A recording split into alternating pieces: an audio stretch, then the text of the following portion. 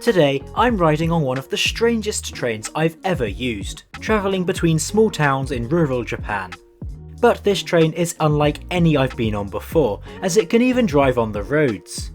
Introducing the dual mode vehicle, a crazy innovation from Japan that lets a specially designed bus ride on the railways. But why was this thing built? Join me for a ride on both road and rail as I find out. Hello and welcome back to another video. Today I'm here in Awa-Kainan Station in Japan and I'm going to be travelling on board the Asa Coast Railway, on board the innovative DMV, Japan's bus and train combination. This is going to be a unique journey through Japan's rural railways. Let's go! Welcome to Awa-Kainan, a station of two halves. Firstly, the ordinary section, which opened in 1973 as a stop on the Mugi line. This is operated by JR Shikoku, part of the JR group that runs most rail services in Japan. Nowadays, the station is a terminus for JR, with a train running every few hours to the city of Tokushima, capital of the prefecture. However, we're not here to look at just any branch line, so let's turn our attention to the recent development at this station.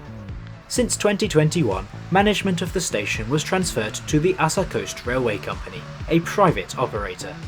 This transfer included the creation of these railroad transfer points, a simple structure to facilitate the company's newest innovation, the dual-mode vehicle. Asa Coast Railway Company has a fleet of three trains based on the Toyota Coaster family. These bus-based vehicles are fitted with flanged metal wheels, just like those you'd find on any other train. It takes just 60 seconds for these to fold away, allowing the DMV to continue on any road. My booking to experience this quirky contraption departs in half an hour, so let's head inside the waiting room. The waiting room is a cosy wooden hut, packed full of information about the DMV service. You'll also find paid device chargers here for a small additional charge, and I mean that in both ways. Leaflets are placed around the room. Some of them are even in English, making for a great souvenir. Finally, there are luggage lockers and toilet facilities provided. And just outside, there's a DMV branded vending machine for cold drinks. Right on time, the blue DMV comes from central Awa-Kainan. Its livery shows a lobster on a surfboard, showcasing two of the things the area is known for. Passengers without a reservation have to join a queue and take any available seats, if there are any. As there are only 18 seats, it's a good idea to pre-book, or you could be left behind. When boarding, you can just tell the driver your name and your booking will be retrieved. Hello. Thank you. Seating is in a 2+1 layout, and my seat is 4A. Today's route sees us heading onto the railway immediately after departure. From there, we'll ride south to Kannoura, before converting back to road mode for a drive along the coast to Michinoeki Shishikui Onsen. Journey time is scheduled to be 34 minutes, covering 16 kilometres, or about 10 miles. We depart on time at 12:34, heading straight for the mode interchange point, allowing us to travel on the rails. The DMV will now change to train mode. This process is accompanied by an exciting drumbeat. After a manual inspection by the driver, we're clear to continue. Anyway, let's take this time to have a look around this vehicle's basic interior. Seating is rather simplistic, but I'm pleased to report that it was perfectly comfortable for the journey, thanks to a good amount of padding. Legroom is very tight, so if you need extra space, I'd recommend choosing an aisle seat. Above your seat, there is an individual air vent. There are also these red buttons, which I presume were for request stops. And a few emergency hammers are placed throughout the vehicle.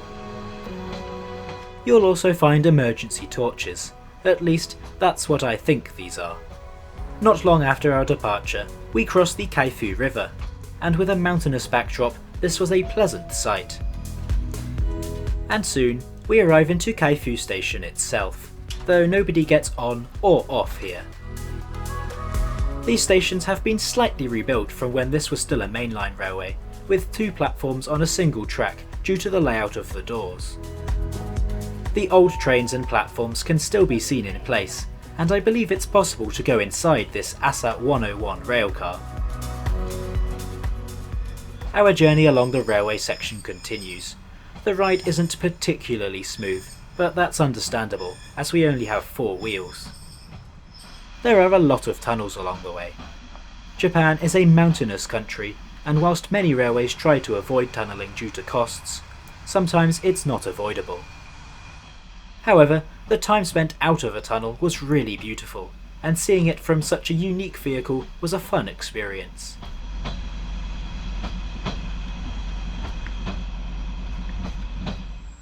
The DMV is fully air-conditioned, which was a real treat on a hot day like this.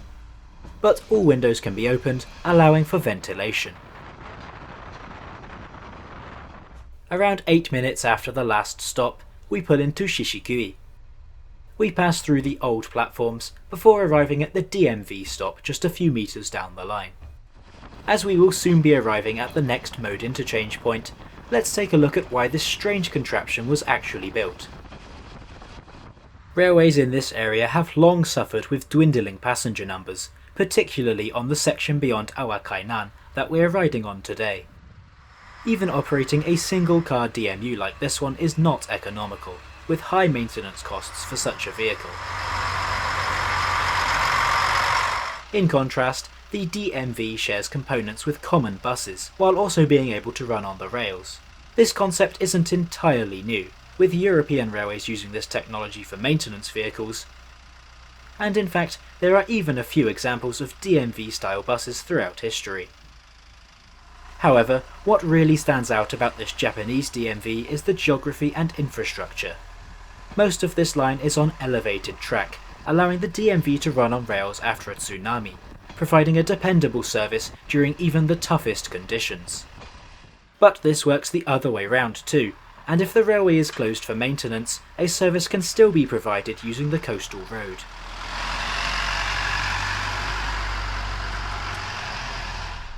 And here we are at Kannoura, at the mode interchange point just before the stop itself.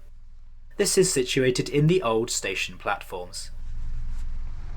The DMV will now change to bus mode. With the happy accompanying music, the DMV lowers itself off the metal wheels and back onto its tyres. And we drive down to ground level to serve the stop at Kannoura.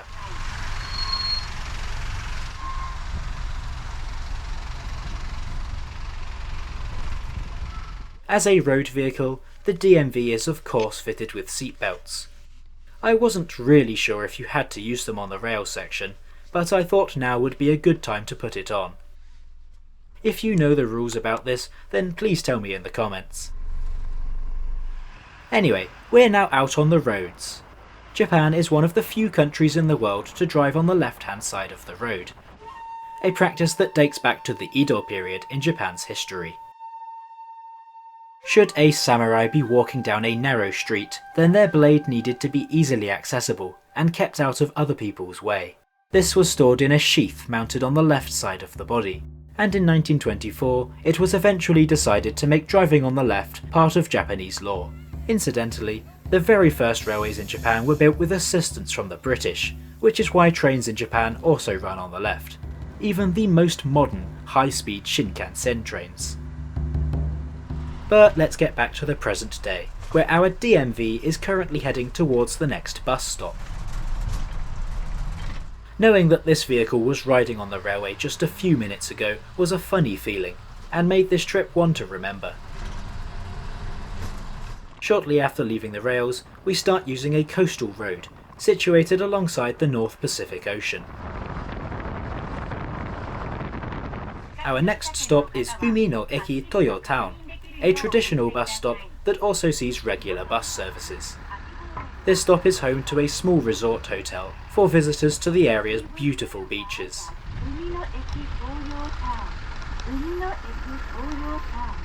As we drive alongside this picturesque coastal landscape, it's time to talk about how much this journey costs.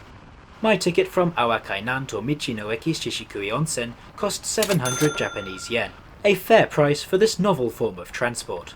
I think the DMV is a great idea, even if it is a little bit of a novelty. The opportunity to ride on a road and rail vehicle is well worth the many-hour journey it takes to reach the Asa Coast Railway, and travelling on it helps support a rural link for local people. Michinoeki Shishikui Onsen Station also features a visitors centre and gift shop, where you can purchase DMV-themed merchandise. Overall, I really enjoyed this trip. It's not easy to get here from any major city in Japan, but after riding the DMV, I was sure glad to have made the effort. Arrival into Michinoeki Shishikui Onsen was on time at 13:04.